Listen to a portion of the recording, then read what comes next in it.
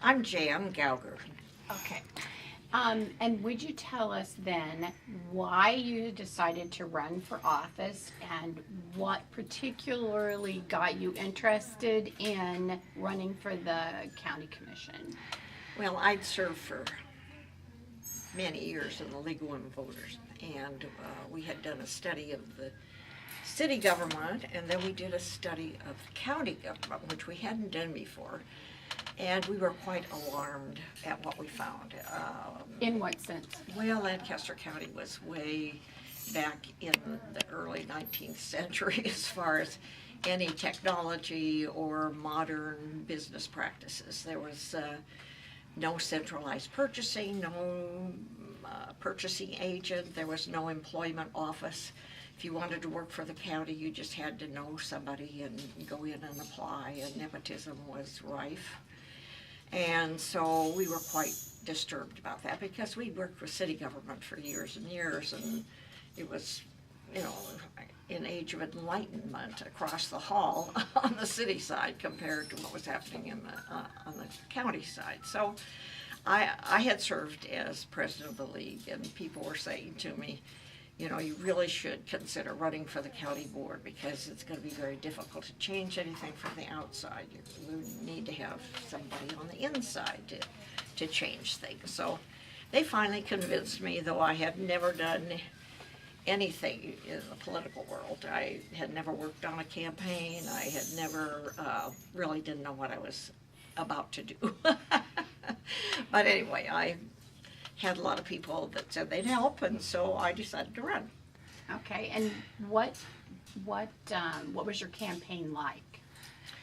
Well, our campaign was based on the need for change. That what I would try to do would be to open all the windows and doors in county government and let change come in, and that I'd work very hard to do that. So that was the motif, I guess you'd say, of bringing about change. And were you the first woman on the county board? I was the first woman in county government. There had never been a clerk or a treasurer or anybody in Lancaster County government. And then I found out after I was elected that there's never been a woman elected as a commissioner or, I've forgotten the other form of county government, but in the whole state of Nebraska, there'd never been a woman elected as a commissioner. So I was kind of glad I didn't know that until afterwards. And so how long did you serve then? I served 4 terms, which was 16 years. And of course, before I ran, I knew Helen Bucella. She was already on the city council when I ran for the county board. And so she and Sue Bailey Sue Bailey came later, but the 3 of us worked very hard on bringing about some changes. And one of those changes was to organize the Commission on the Status of Women. And I thought it should be a joint city-county commission because, you know, there's aspects that affect both the city and the county. So that's what we were able to get a majority of our fellow elected officials to go along with that. So that's how it happened. Great. And what do you think was the difference? Why then, at that time, did it work to go ahead and have a commission? Well, I think that there was just a recognition that a lot needed to be done to improve the status of women, both as citizens and consumers, and just across the board. There was much concern about equal pay for equal jobs and equal access to employment, even, you know, that was a problem back then. So there were lots of problems to work on. And what was it like working with Helen? Oh, it was great. Of course, I'd known her for a long time, and she had been president of the League of Women Voters herself at one time. So she knew very well the work of the league and what needed to be done in government. So. And to do that, you had to have an interlocal agreement? Yes, we did. So what did you have to do to get that done? Well, we had to get the attorneys of both the city and the county to agree on the wording, and then we had to get a majority of the official on the city council and on the county board to approve approve of it. And then the funding came from both the city and the county. And then it was equal. Great. And then, what do you think were some of the most important things that the commission accomplished? Well, I think probably the most important thing was the publicity, just bringing attention to the various problems. And then, in addition to that, the commission did a lot of study, a lot of work, and had findings, that they could publicize and bring before the elected officials. And so, but I think getting the public interested and concerned, I think that was probably the most important thing. Great. What would you tell young women today?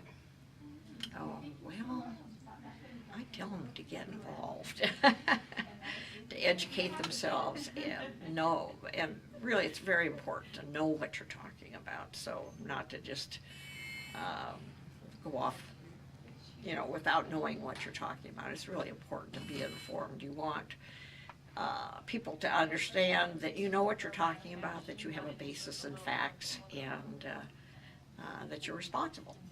Do you think that women have made a lot of progress? Are we in a place where we need to make more? What do you think are things that need to be done for women today? Well, I think we've made a lot of progress, but as far as wages go, I don't think we're there yet at all. I think it used to be, we used to talk about it being 69 cents compared to $1, and I think it's come up a little bit, but I think it's only like 73 cents compared to $1 of men's. So, there's a long way to go. And then we also need more women in office. All the stuff that happens in the legislature that has to do with women and women's rights and women's lives, and it's all those men deciding what's best for us, and we have to change that. We just really have to change that. Great. Can I ask a follow-up to that? Go ahead and still look Yeah, at Kathy go when ahead. you answer. But what do you think what did it take for you to run for office, or what do you think it takes that's maybe different from men who make the decision to run for office? What's different Yeah, what's for that- women? I'm what's not hard sure for it's me? anything different than what a man has to do. It's just harder, I think, for women because there are so many stereotypes.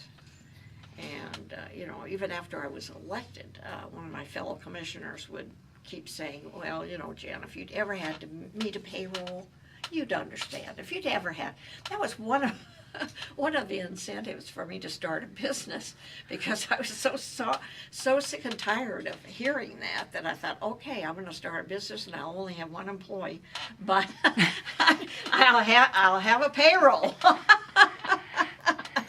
And what do you think is the reason that young women today don't run? I don't know. I don't really know. I think maybe they don't have an appreciation of what it took for women to get the vote in the first place and what women have done over the last 100 years. Maybe we don't teach enough of that in the school, so that they don't have an appreciation of what they have, of what they enjoy. I don't know. I really don't know. I had kind of a special introduction to government through the league, and knew that I could do something about it. So that's probably what gave me the confidence to try. But I don't know why. I don't know why more.